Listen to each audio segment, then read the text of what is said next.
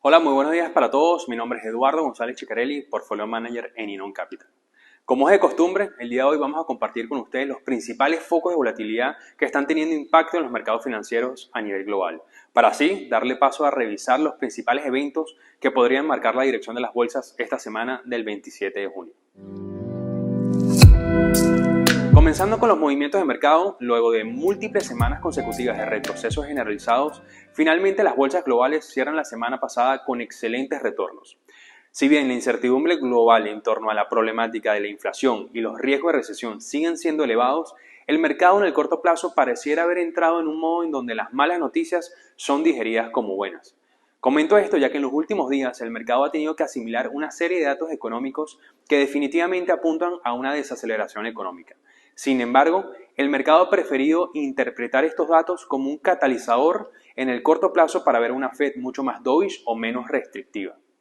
Solamente en los Estados Unidos, la semana pasada se publicaron datos sobre ventas de viviendas de segunda mano. Este dato confirmó la tendencia bajista del mercado inmobiliario, el cual está siendo principalmente afectado por el repunte que hemos visto en las tasas de hipotecas, las cuales en tan solo algunos meses han pasado de nivel del 3.3% a niveles cercanos a un 6%. Puntualmente, este dato indicó que las ventas de viviendas existentes durante el mes de mayo cayeron un 3.4%, lo que equivale a ventas de 5.4 millones de casas, dato que representa el cuarto mes consecutivo de contracción.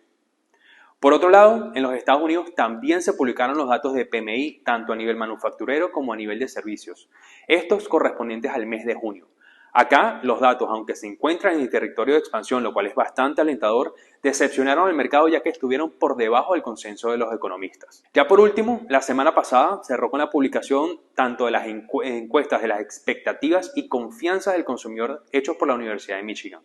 Por su parte, el dato de las expectativas económicas tuvo una mínima mejora con respecto al mes anterior. Sin embargo, vino por debajo del consenso, mientras que el dato de la confianza del consumidor nuevamente marcó un mínimo histórico. En esta ocasión, la elevada inflación y los altos precios de las viviendas han vuelto muy cautelosos a los consumidores americanos, especialmente en lo que se refiere al consumo de bienes duraderos. Todos estos datos, sin duda alguna, son un claro indicio de que la economía americana se está empezando a desacelerar. Pasando al viejo continente, realmente no hubo gran cantidad de datos en materia económica. Sin embargo, lo más relevante también fue la publicación de los indicadores de PMI para la eurozona en general, con especial énfasis en Alemania y Francia. Todos los registros, aunque se mantuvieron en el territorio de expansión, marcaron una desaceleración de la actividad en Europa, la cual ya marca un mínimo de 16 meses. Adicionalmente, la semana pasada tuvimos el dato de output manufacturero, el cual se contrajo por primera vez en 2 años, lo que de cara al futuro se podría traducir en una reducción en las expectativas de producción a nivel corporativo en dicha región. Ya aterrizando estas noticias a los movimientos puntuales del mercado, como les comenté anteriormente, ese miedo de recesión fue el driver para los rendimientos de la semana. En los Estados Unidos, los índices accionarios cerraron la jornada semanal con fuertes subidas, lideradas por el Nasdaq con un repunte del 7.5%, seguido por el S&P 500 que repuntó un 6.5% y por último el Dow Jones Industrial con un repunte de 5.4%. Todo esto a medida que la volatilidad medida a través del VIX retrocedió un 13% a niveles de 27.23. Por su parte, las acciones globales subieron un 4.81%, mientras que las acciones europeas y la de los mercados emergentes repuntaron un 2.75% y un 4% respectivamente durante la semana pasada. A nivel sectorial, los sectores del S&P que mostraron una mejor dinámica fueron el de consumo discrecional, salud, bienes raíces, información de la tecnología y el sector de servicios públicos, con subidas entre un 8.2% y un 7.2%, mientras que el único sector que reportó retrocesos fue la energía con una contracción del 1.6%. Llama mucho la atención esta rotación a niveles de sectores ganadores y perdedores, ya que si bien nos recordamos, uno de los pocos segmentos positivos a nivel de retornos este año ha sido la energía y las materias primas, la cual este último solo la semana pasada retrocedió un 4.3% medido a través del Bloomberg Commodity Index. Ahora bien, si entramos un poco más en detalles de los componentes que ayudaron a arrastrar ese retroceso en las materias primas, vemos caídas en el orden del 10.4, 6.8 y caídas en 4.4 en el gas natural, cobre y maíz respectivamente. Esta dinámica vista en las materias primas pareciera ser el inicio o el reflejo de un mercado incorporando renovadas expectativas de una contracción económica a medida que los bancos centrales a nivel global tratan de hacer frente a la inflación. Es posible que este segmento del mercado entre en un periodo de mayor escrutinio luego de un primer semestre dominado por desbalance desde el lado de la oferta gracias a la guerra entre Rusia y Ucrania, por lo que es un sector para seguir monitoreando. Adicional a los temores de recesión, el mercado la semana pasada tuvo que digerir renovados comentarios del presidente de la Reserva Federal, Jerome Powell, con respecto a las medidas que tomaron el pasado 15 de junio. Solo para recordar, la Fed la semana antepasada aumentó su tasa de interés de referencia en 75 puntos básicos. Este ha sido el mayor incremento desde 1994, todo como método para tratar de hacer frente al repunte en los precios. Adicional a la decisión de subir tasas, el Banco Central, como es de costumbre, compartió su actualización trimestral de proyecciones económicas en las cuales resaltaron, en primera instancia, una disminución en el crecimiento económico del 2.8% al 1.7% en el 2022 y con crecimientos similares para los próximos 2 años. Con respecto al mercado laboral, las expectativas de desempleo aumentaron de un 3.5% en la estimación realizada en marzo a un 3.7% para el cierre del 2022, mientras que para el 2024 se espera que los niveles de desempleo repunten hasta un 4.1%. Por otro lado, con respecto a la inflación, el dato PCE, que es la medida preferida de la Fed, aumentó de un 4.3% hasta un 5.2% para este 2022, mientras que para los próximos años disminuye a niveles del 2.6% y 2.2% respectivamente. Ya por último, en la proyección, la media de los funcionarios ven una tasa de fondos federales repuntando a niveles del 3.4% en el 2022 y un 3.8% para finales del año que viene. Lo llamativo de esta proyección es que ya para el 2024 la Fed está anticipando rebajas de tasas a niveles del 3.4%, lo que indicaría que para ese entonces la economía americana necesitaría nuevamente algún tipo de estímulo. Esto con respecto a la última decisión de la Fed. Ahora bien, puntualmente la semana pasada, el martes y miércoles, Powell compareció ante el Senado y la Cámara de Representantes, en donde tuvo que defender y explicar el porqué de las acciones tomadas por el Banco Central en los últimos meses. En estas reuniones admitió que la batalla contra la inflación podía derivar en un aumento de tasas agresivas que en el peor caso podrían causar una recesión por más de que no sea su escenario base en el corto plazo. También dijo que lograr ese soft landing sería una tarea desafiante. Insistió que el principal objetivo de la Fed es reducir la inflación a niveles cercanos al 2%, aún a costa de que el mercado laboral se deteriore durante dicho proceso, señalando principalmente su compromiso a la estabilidad de precios que es de forma incondicional. Adicionalmente, también remarcó que el comité aprobó un aumento de 75 puntos básicos en la última reunión ante la preocupación de los últimos datos y el aumento de las expectativas inflacionarias. También dijo que hay evidencia de que estas últimas semanas están subiendo y la Fed debe hacer todo lo posible para anclarlas a los niveles objetivos.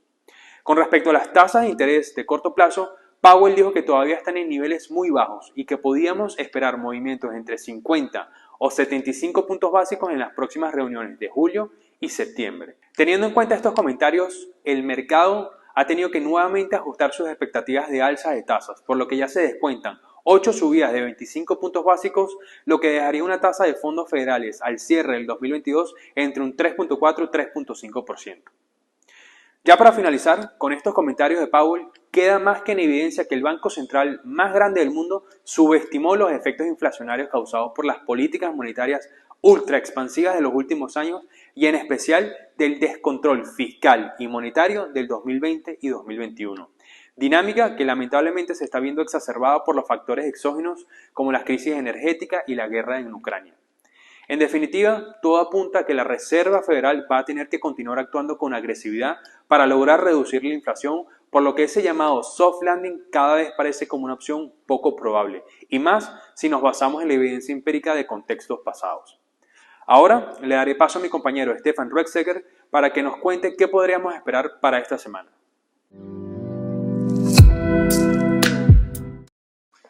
Les saluda Stefan Ruetziger y les compartiré los eventos más importantes en el calendario económico para esta semana. El día de hoy, lunes 27 de junio, se publicaron los pedidos de bienes duraderos y la venta de viviendas pendientes en Estados Unidos, ambos datos resultando por encima del estimado. También está tomando lugar la cumbre por la guerra en Ucrania por los miembros del G7 y se espera que anuncien la prohibición de importe de oro ruso a sus economías. Adicionalmente, el foro anual de 3 días del Banco Central Europeo inició y se esperan declaraciones de diferentes presidentes de bancos centrales, como es la Fed de Jerome Powell, Andrew Bailey por parte del Banco de Inglaterra y Christine Lagarde por parte del Banco Central Europeo. El día martes 28 se espera el dato de la confianza del consumidor de Estados Unidos por parte de The Conference Board.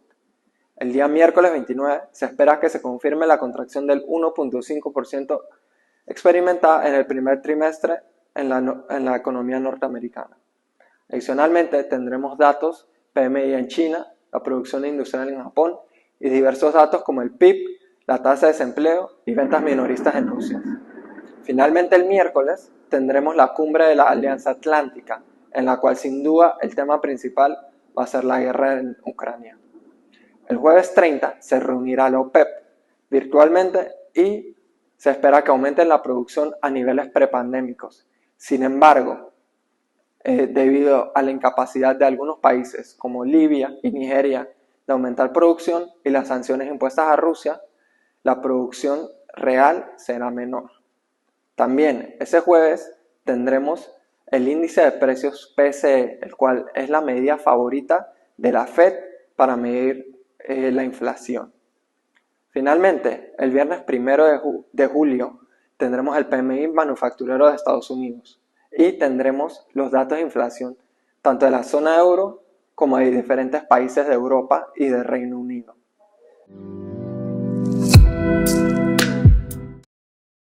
Muy buenos días. Hoy analizaremos técnicamente al Nasdaq Composite,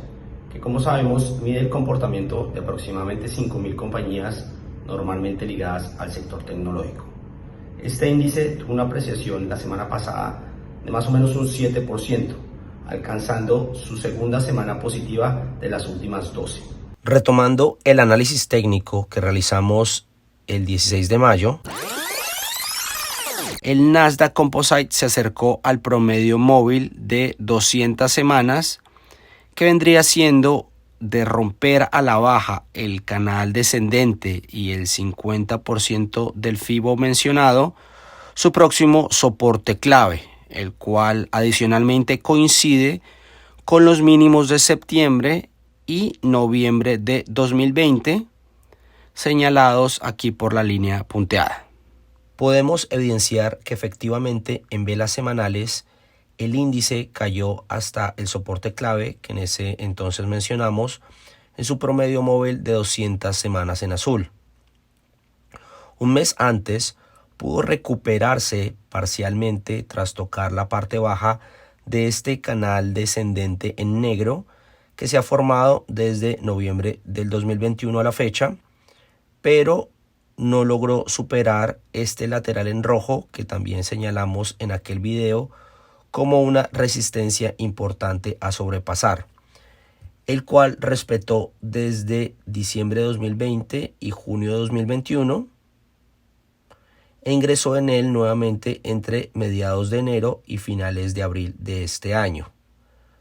lo que llevaría, como mencionamos, a que el Nasdaq Composite retrocediera hasta el promedio móvil de 200 semanas el 16 de junio y en ese punto rebotara con fuerza al alza casi un 10% al cierre del viernes 24. Es importante resaltar que dicho promedio móvil ha servido de soporte durante los últimos 40 años